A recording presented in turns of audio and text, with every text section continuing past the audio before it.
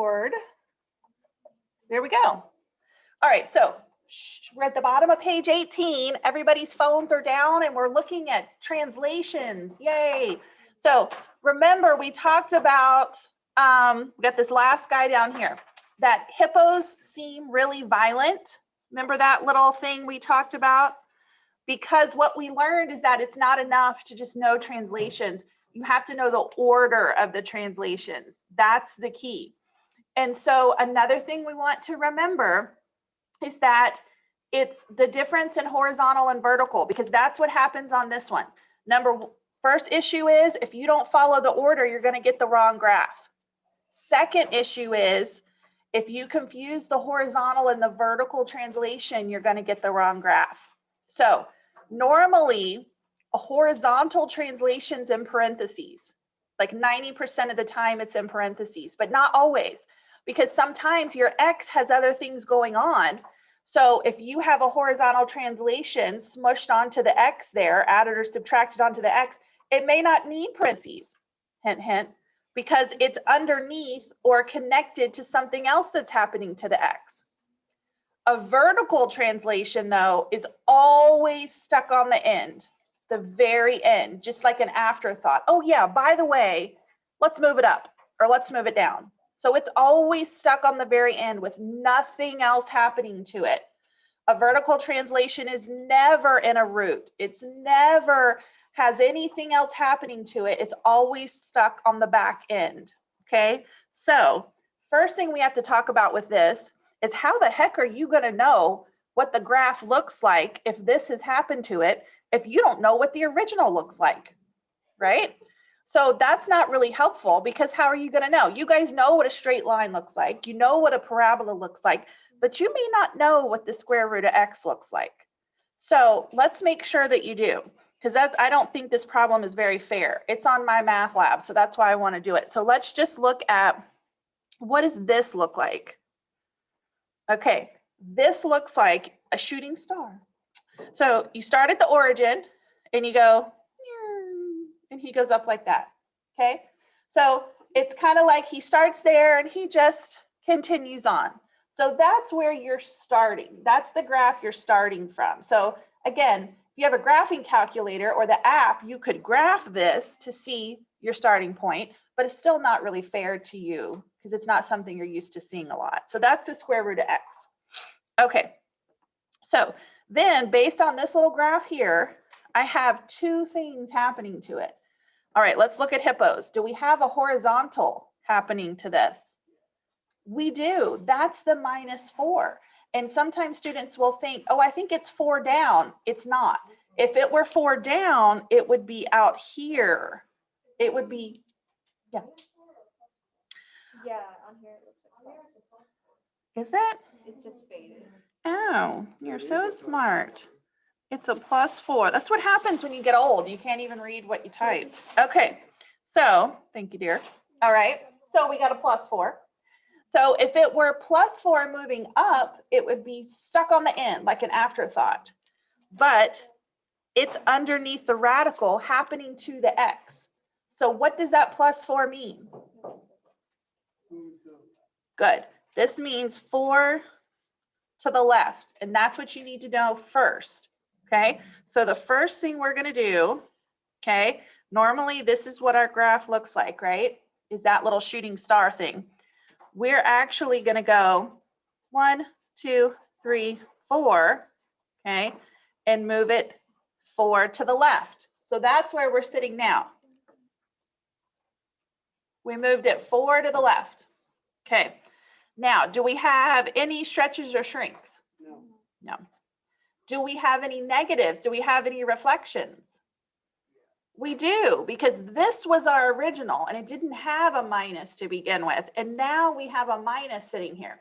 Okay, so remember, reflections are kind of the opposite axis of what you think is happening. So if this is a negative X, what's actually happening with him?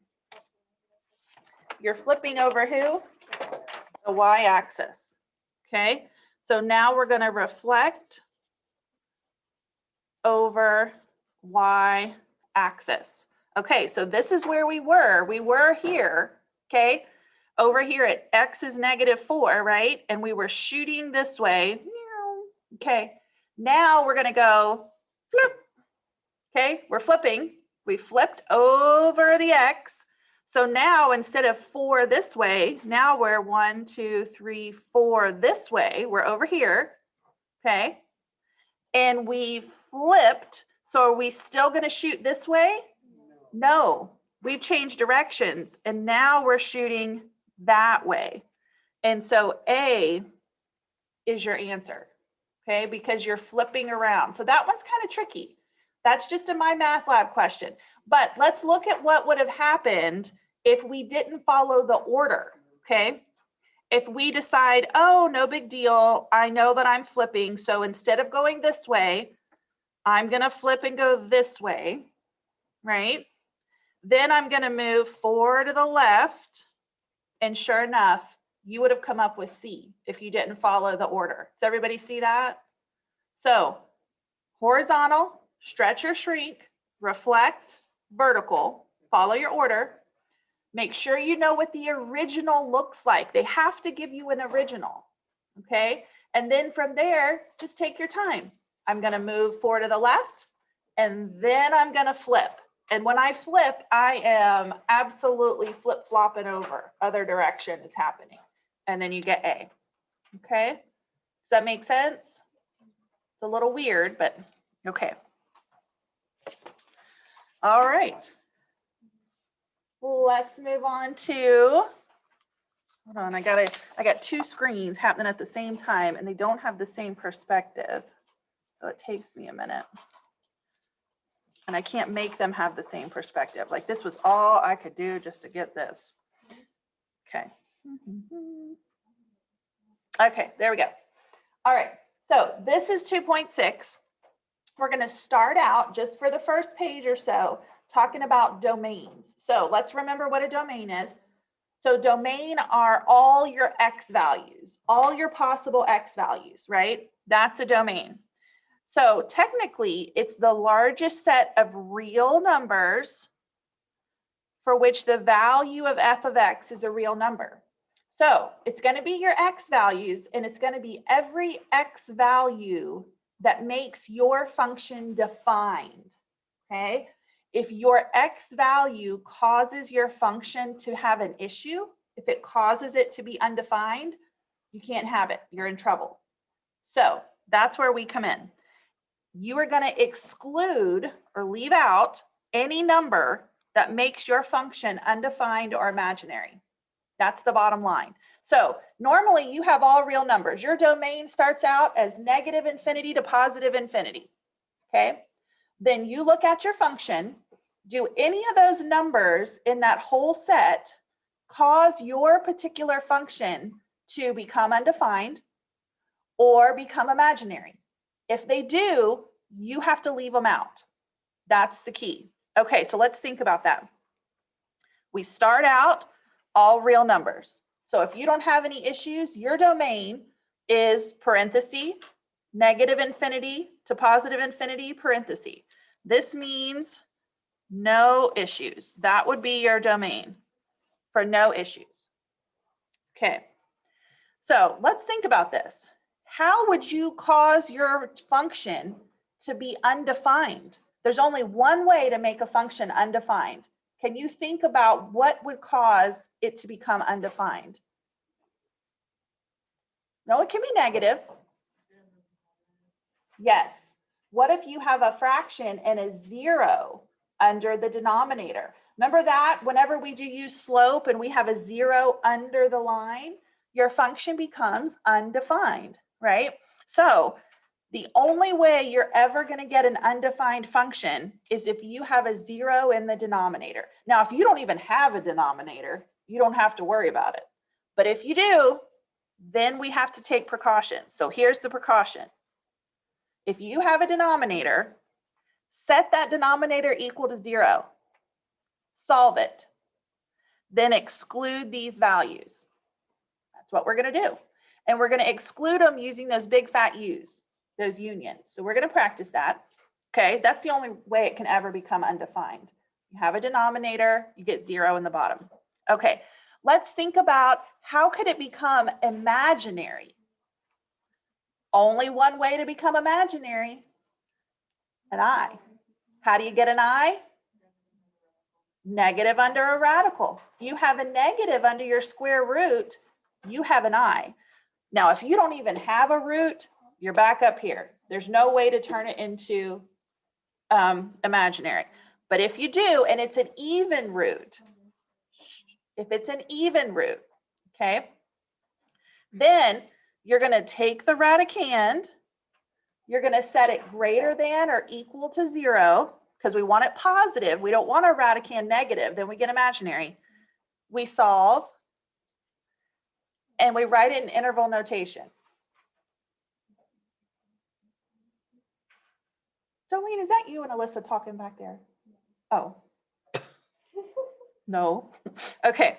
All right. Then what if you have the perfect storm? What if you have every problem known to man? What if you have an even root? That's the denominator, right? That's worst case scenario. Okay. Then you're going to set the radicand greater than 0. We can't set it greater than or equal to. We don't want it equal to 0. Greater than 0, and put it in interval notation. So these are your 4 possible situations that you will encounter. You need to make sure you know how to handle all 4 of these. And we're going to practice all 4 of them. Okay. This is every single issue. All right, here we go. Okay, let's look at A. So again, we're not solving these. We're not doing any, we're just finding the domain. That's all we're doing. Find the domain, and we're going to put it in interval notation. Okay, A. Well, which situation do we have here? There's no denominator. Are there any even roots? No even roots. So, awesome. That's our domain. We don't have any problems. Okay, we have no denominator. We have no even roots. Awesome. Okay, that's it. Now, what if we get a little more complicated? What if we come down here, we have a quadratic now? What do we think our domain is there? Do we have a denominator?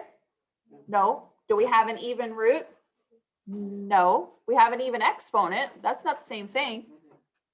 We're still all real number.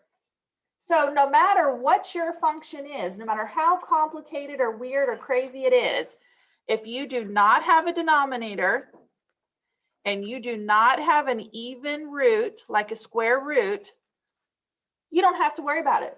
There's your domain. Those are the 2 no-nos that cause problems. So easy enough. Okay, now let's start having some problems. Okay, well, C, are we going to have an issue? Yes. We got an issue.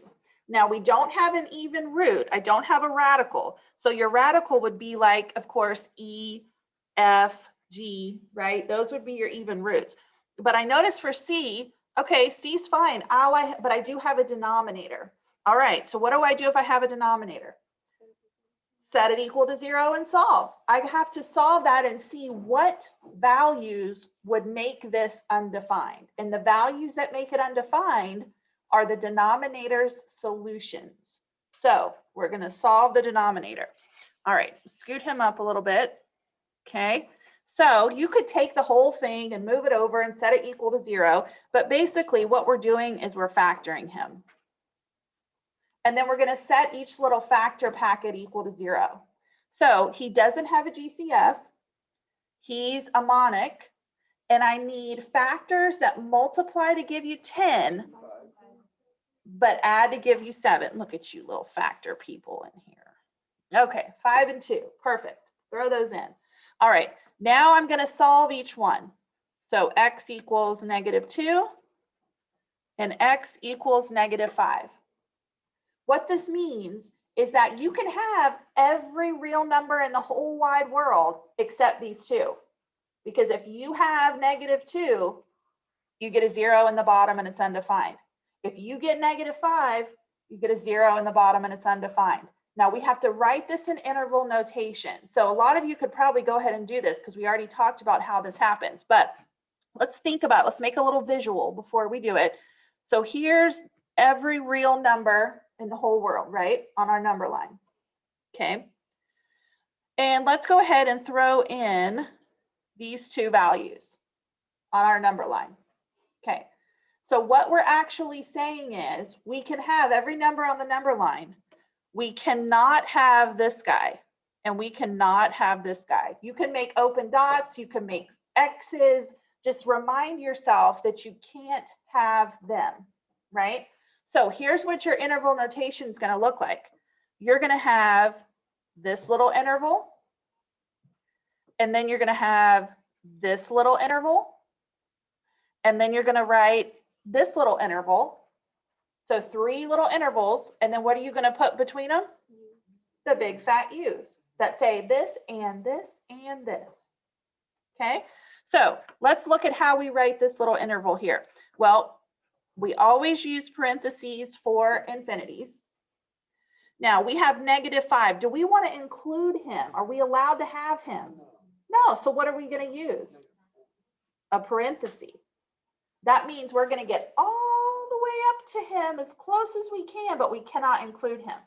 Parenthesis means he's not included, right? Okay. Then right here, now be careful. We're doing this next interval here. We're still using -5, but these parentheses here mean he's not included, right? He's been left out. And then we go all the way up to where? And he's not included. And then our third little interval, -2, he's not included, all the way to infinity. And then we put our big fat bottom U's in. And this is our domain. Okay. Now, you didn't have to draw the number line, but sometimes it helps to see your little intervals, because let's think about what we did in case you don't want to draw that. You start with -infinity and we ended with positive infinity. Everybody see that? Okay. Then we have this -5u -5, and we have -2u -2. That means these two numbers are excluded.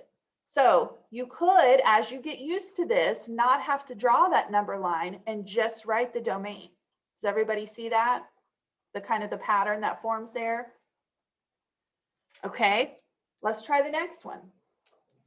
All right, what's the problem with D? Denominators. In fact, we have 2 denominators, right? Okay, let's go ahead and solve them. What is x squared minus 25? He's a difference of squares. All right, and then his little friend over here, x squared minus 16, he's a difference of squares too. Okay, well, that's easy enough, but how many solutions do we have for these denominators now? We have 4. So how many numbers are we going to have to exclude? 4. Yeah. It's going to be a really long domain because we have to exclude all 4 of these numbers. Now, remember, these have to go in order from -infinity to positive infinity. They're not going to go in the order that you solved it. Does that make sense? They're going to go in the order they would appear on the number line. So if you need to, put them on that number line so that you don't get confused about what order they go in. Okay, if I'm working from smallest to biggest, I'm going to have -5, then a -4, then a +4, and then a +5, right? That would be my order. So as I go through and know that I'm going to exclude each of these, meaning parentheses on each side of them with those big fat bottom U's in between, I've got 1, 2, 3, 4, 5 intervals that I have to write for my domain. That's kind of worst case scenario. Okay, you wouldn't have anything crazier than that. So let's look at this first little interval. We're going to have -infinity to -5. Put your U in, start the next one right where you left off at -5. He goes to -4, Put your U in. Your next one starts right where you left off. All right, now I'm going from -4 to +4. Put your U in. Start right where you left off. Then I'm going from 4 to 5. I'm running out of room. And then 5 to infinity. And 1, 2, 3, 4, 5, sure enough, there's your 5 different intervals. Okay, let's look and make sure it meets the pattern. We started with negative infinity and we ended with positive infinity. Then we excluded -5, so -5u, -5, -4u, -4, 4u4, 5u5. Yep, we excluded all of them. There we go. There's our crazy big domain. That's the hardest thing you would have. Life is hard for you, Alexis. It is. Start doing your finger exercises. Hey, let me tell y'all something. You go talk to the college algebra from last year. There were like, I cringe when we get to chapter 2. There were like 40 questions and they all had like L parts. Like I get death threats during chapter 2. It is so bad. And so Miss Culligan and I, we figure they can't fire both of us. So we went in and like scrapped half the homework. So be happy with your little 20, because I promise you it was so bad. Like it was like I felt like child abuse assigning it to you. So it's better, I promise. Yes, yes. Okay. All right, here we go. Square root. So you guys know how to handle a denominator now. You just exclude, you have your union. Okay, now we have a radical. All right, he's an even root. So if you go back up top here, what do we do about even roots? Even roots, we take the radicand and set it greater than or equal to 0. Because we can have 0 under a radical. Square root of 0 is 0. So as long as your root is not the denominator, then you're good to go. Okay, here we go. So I'm just going to pop out the radicand and I'm going to set him greater than or equal to 0. And then I'm going to solve him for x. So I subtract 5 from each side and I get x is greater than or equal to -5. That's your domain. You just have to write it in interval notation. Okay, now we have been using parentheses this whole time, but what does this line under here mean? Hard bracket. Okay, so if again, use a number line if you have trouble visualizing this stuff. Here's your -5. We're going to use a hard bracket. Which way are we going to face, window or door? Here's our little thingy-mabob. The window, right? Because we want to be greater than, right? And this little doohickey looks like this little doohickey. So that's the one that we face, right? I am. Oh, I'm there. I was like, why is this hard for you? Oh, in my mind, I'm going through the window. Sorry, I forgot I'm going the other direction. Listen, it's been a long, I don't know who said this was Tuesday. I'm pretty sure it's Friday. I'm forming a complaint. Okay, so, all right, my bad.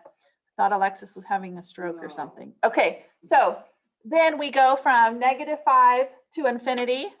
There's our domain. Sound good? Kind of? Yeah. The number line gotcha? Yeah. Oh, don't use it then. Okay. But if you want to use it, this guy looks like this guy. So you're going that direction. And you're going from -5 to infinity. My question is, Oh. For the interval notation. Yes. Why didn't we put negative infinity to? Oh, okay, good question. So before, we always included everything, right? From negative infinity to positive infinity, and we excluded what we solved for. Well, before we solved using an equals. So all we did was exclude one little number. Here, we have an actual inequality, which means none of this stuff is valid. It's only greater than. Because if we have anything less than, let's say we put in a -4 here. Okay, no, that would work. Let's do a -6. Let's say we put something from this interval in here. If I put in a -6 plus 5, I get -1. What's the square root of -1? I. And now I'm imaginary. So that would happen for -7 and -8 and -9. So everything in this region back here produced imaginary. So this tells us only a piece, please. Everything behind that -5 is going to give imaginary. Good question. Okay, so that seemed easy enough. What do I have going on in F? Oh boy. Yeah, we got both. Not only do we have a root, where's the root? In the bottom. Okay, so remember the whole deal with the bottom is you can't have a 0 in the bottom. All right, so I don't want to set the radicand greater than or equal to 0 because I don't want it equal to 0. If it's equal to 0, I'm undefined. I'm still messed up. So what are we going to do with it? Just greater than 0. So make sure you make that distinction. We talked about it up here, but that's why. If it's just a root, greater than or equal to 0. If the root is in the bottom, it's just greater than, because we can't have it equal. So then we're back to parentheses again. So the only time you should ever have a hard bracket in your domain is if you have a square root that's in the top. That's it. Okay. All right. So now we're going to solve. We get x is greater than 7. That's the only portion of the number line you're allowed to have. That's it. So if you want to put this on a number line, here's your 7. We're going to use parentheses again, and we want to be greater than toward the door. Okay, so that's going to be 7 comma infinity comma. Okay, how about that? So not too difficult. It's just that, not a hard bracket. Okay, G would be the worst thing you could encounter. This would be the hardest one because we have a root, so we have to handle the numerator. What else do we have? A denominator. So we have 2 issues here that we're going to have to think about. This is the trickiest kind. You would not have one of these on your test, but you will have them on my math lab. Okay. So here we go. We're going to have 2 situations. We're going to handle them separately, and then we're going to combine their domains at the end. So let's do the top first. Okay, what am I going to do with x minus 4? Greater than or equal to 0. Good. We have a hard bracket situation in the top. Okay. So I'm going to add my 4. I get x is greater than or equal to 4. Perfect. Okay, that's what I'm dealing with. All right, let's leave that for just a minute. We'll come back to him. Now let's handle the denominator. Remember how we handle denominators? We just set them equal to 0 because there's really nothing to solve for him. He's already kind of reduced. So if I add 6 to both sides, I get x equals 6. Everybody agree with that? Now, one thing we kind of I should have done from the get-go when we were talking about C and D is instead of saying equal to, maybe we should say cannot be equal to. Maybe you ought to just so that you remind yourself, hey, wait a minute, actually, we're not allowed to have that. Does that make sense? Okay, let's graph our number line and see how things shake out now. Okay, so I have a 4 and I have a 6 that I need to worry about. Okay, let's do this one first. So this says greater than or equal to 4. So what kind of enclosure is that? Parenthesis or hard bracket? Hard bracket. Guessing we're facing the door. Okay, so normally we would write hard bracket 4 to infinity and be done, except what does this tell us? We can't have it equal to 6. So now we have to go in here and make sure we know we got to leave him out. Exactly. So now we actually have 2 little pieces that we have to form. That's the tricky part. So you're going to have, sorry, I'm going to squeeze it over here. Hard bracket 4 to 6 parenthesis, because 6 is not included, and then parenthesis 6 to infinity with a big U in between. So you kind of had to mix what you know about both there. That makes sense. Not too bad? Good. Okay. All right, so that was your domain situation. Okay, now we're going to talk about combinations. Well, combinations are exactly what the word says. You're going to combine stuff. So you're going to have a function f of x, and you're going to have a function g of x, and you're going to combine them in different ways. Well, there's only 4 ways to combine anything in math, believe it or not. You're going to add them, subtract them, multiply them, and divide them. So we're going to practice doing all 4. But we're also going to find the domain of each one. Okay, so that's what we're going to head to here. Okay, and we left a lot of room. There's actually only 4 examples of these, but there's just, you know, a lot of room here is happening. I'm not going to say words. I'm just going to say a lot of room. Okay, here we go. All right. So yeah, they look really weird. So combinations and composites look super scary. They're not scary. Okay, let's talk about it. So you can add them. One way it might have you add them is in parentheses. It'll say f plus g of x with a little x on the outside. Don't let that throw you. All that means is you take f of x and you add it to g of x. Any like terms combined? Anybody else that's not a like term just is there added to the end. Oh, there you go. Okay. Subtraction.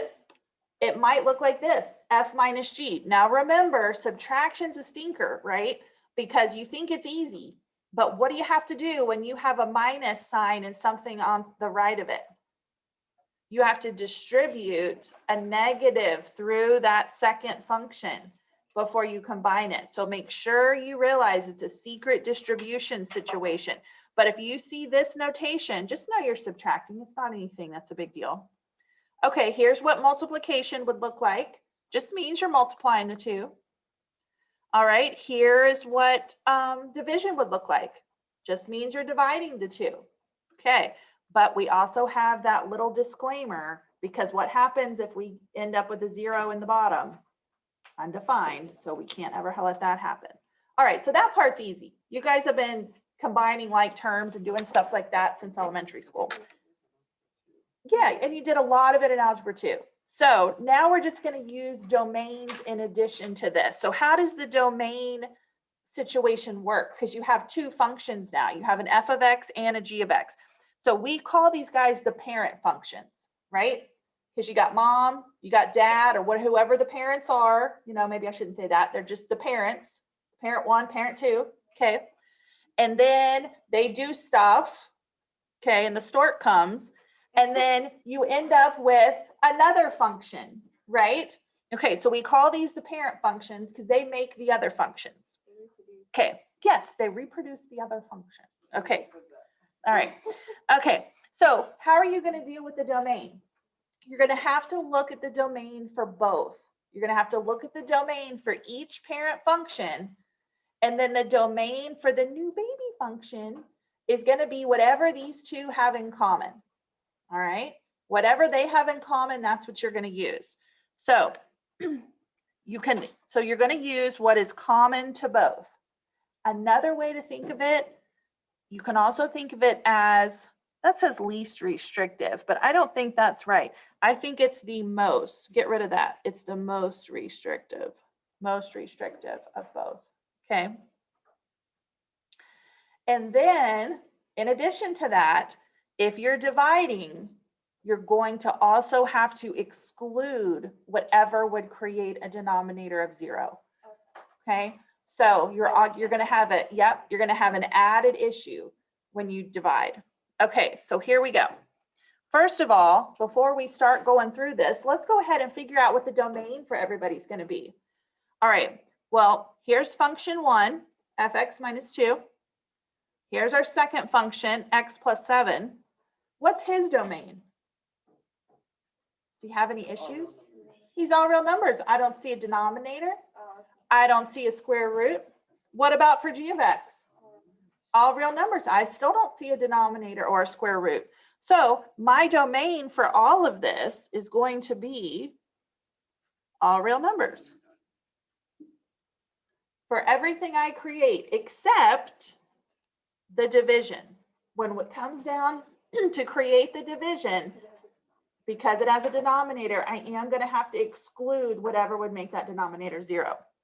Okay, so here we go. Let's do the first thing. Let's do the sum.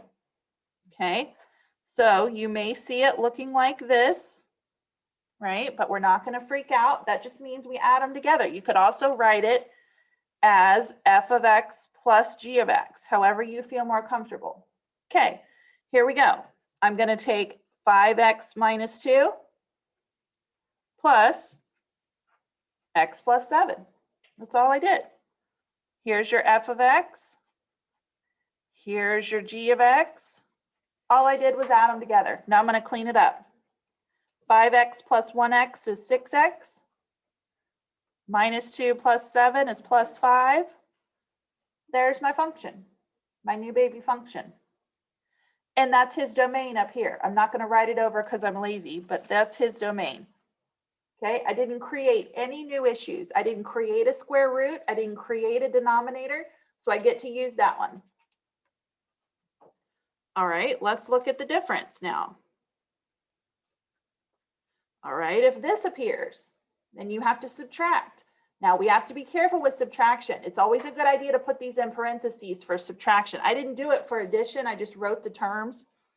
But here we go. I'll do 5x minus 2. There's our f of x minus, hold on, I'm like doing weird stuff. Okay, x plus 7. Everybody agree with that? There's f of x, there's g of x. We're just going to subtract them. Okay. All right, what am I going to do with this guy? I got to distribute him. So I'm going to have 5x minus 2 minus x minus 7.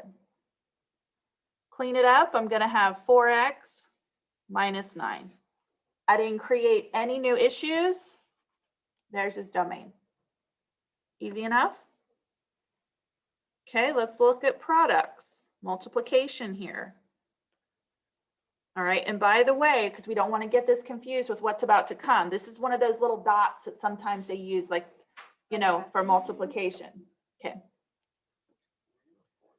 All right, I think we're going to FOIL. So we have 5x minus 2 times x plus 7.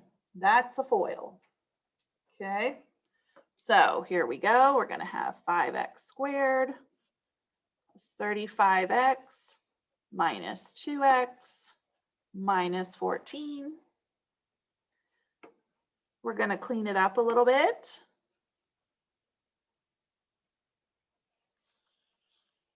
And there's our new product. We did not create a denominator. We did not create a square root. So there's our domain. Okay.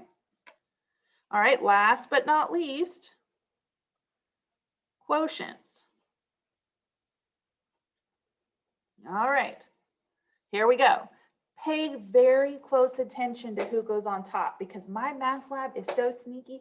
You might have 3 problems in a row that are like f divided by g. And then 3 problems later, it's like g divided by x. And they switch the order. And then you can't figure out what you did wrong. So in this case, f is on top. All right, so that would be 5x minus 2. G of x is on the bottom, and that's all they want you to do. When it comes time to divide, they just want you to place whoever goes on top and whoever goes on bottom. You don't have to worry about trying to do anything else. You're done. That's it. That's it. Okay, but we do have to work on, yeah, the domain. We have to work on the domain because right now our domain is negative infinity to infinity, but we created a denominator. So we've got to exclude whatever makes the denominator 0. So if I set him equal to 0 and I solve him, I get x is negative 7. Now remember, what that's really saying is like, oh, he can't equal negative 7, right? That's what we're really saying. So if you want to put a number line, and work your way through it, knowing this is -7, and we're going to exclude him just to help you with your domain. You're going to have this interval and this interval with a union. We're going to have -infinity to -7, parenthesis, u, parenthesis, -7, right? That indicates you have excluded -7. And there's your domain. Okay? Sound good? Yes. All right. Okay, let's flip it over to B. Let's do some other things. Okay. Can I flip the page? You guys good? Okay. All righty here. Oh. We don't have a whole lot of room, but and it would help if you saw it. Okay. But here we go. Hold on, I got to make sure this focuses. Yeah, there we go. Okay. Oh, it's still not wanting to focus. Sorry, and it's not what you see, it's what they're seeing on the computer and the other camera. Okay. All right, so let's talk about domains first. Let's look at the domain for each one. Let's look at the domain of g of x, first of all. What would his domain be? All real numbers, right? His domain is going to be all real numbers because he doesn't have anything wrong with him. All right, what about f of x? He's got an issue because he has a square root. So remember, we're going to take the radicand, and what do we do with it for a root in the top or a root by itself? Greater than or equal to 0. It turns out that's actually what it is. Okay, so how are we going to write this? If you need your number line, you can use it. If not, you're going to have 0, the hard bracket, to infinity. There's your domain. Does that make sense? Yeah. You can put him right on here if you want to. Okay. All right. So the domain then of anything we create, unless we create more issues, would be the combination of these, whatever they have in common, or you can think of it as the most restrictive. So if this parent is like, woo, all real numbers, and this parent's like, from 0 to infinity, what's the part they have in common, or what's the part that's the most restrictive? This one. Good. So the domain for everything you create is going to be this guy, unless you create something else with an issue, like a denominator. Does that make sense? Yes. Okay. All right, so here we go. Let's add. All right, now the reason we're doing this is because y'all get weird with roots and you start doing weird stuff and you don't know when to stop. That's the biggest problem. I just need a little hologram of me that goes home with you and says, stop, just stop. Okay, so if we add these together, here's f of x plus here's g of x. Stop. You're done. You can't do anything else. Don't try to be weird on me and combine these. Why can't I combine these two? That doesn't have a radical, right? You're done. And because I didn't create any new issue, this is the same thing we had. That's my domain. Okay. All right, here we go. Now remember, for subtraction, we have to put things in parentheses. So I'm going to have f of x minus this g of x in the back, because you have to remember to distribute the negative. So you're going to get root of x minus x plus 3. We stop because we can't combine them. We check it out. We didn't create any new issues. We keep our domain.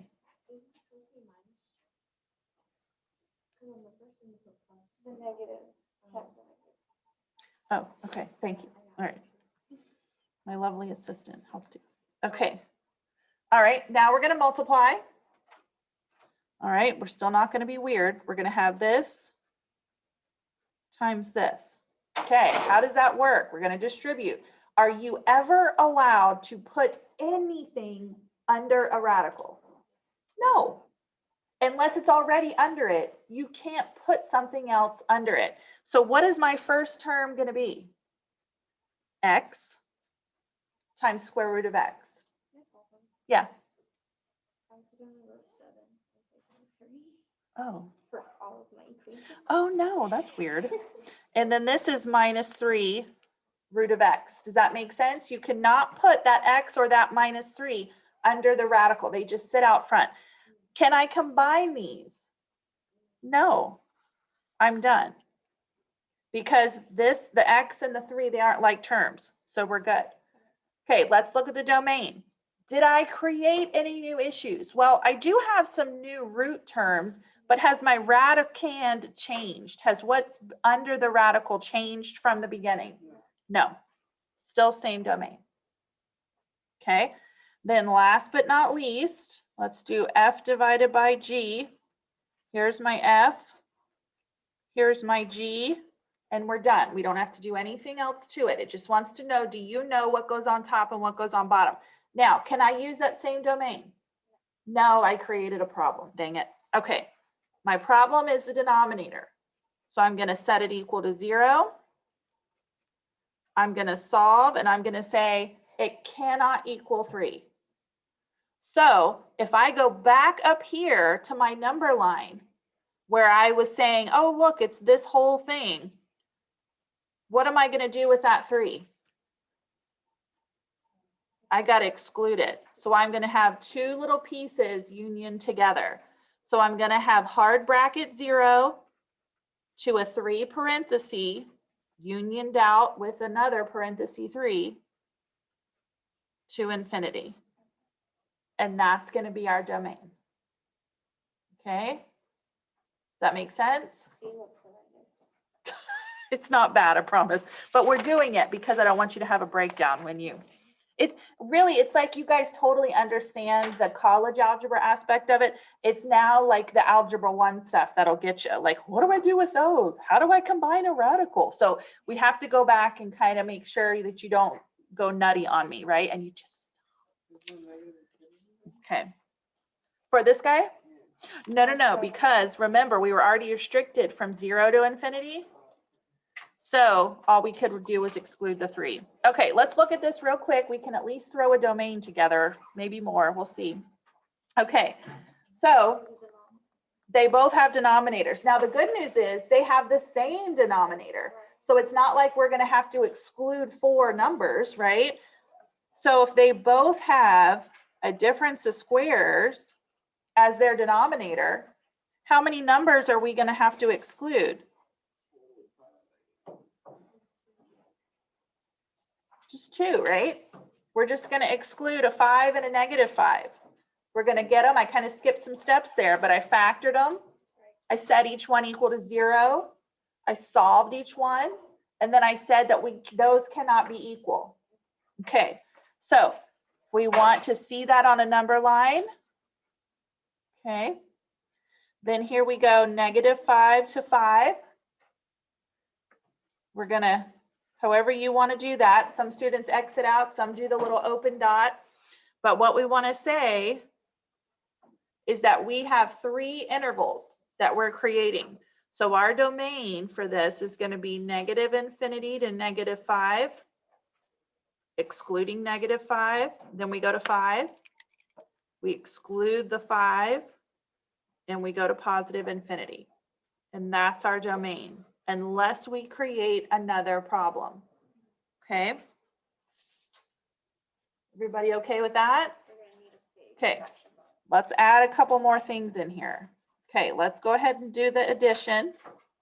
See if we can remember how to do some of this algebra. All right, so I'm going to have the first fraction plus the second fraction. Now, when you add fractions together, you have to have the same denominator, right? We have the same denominator. So your denominator just carries over. Okay.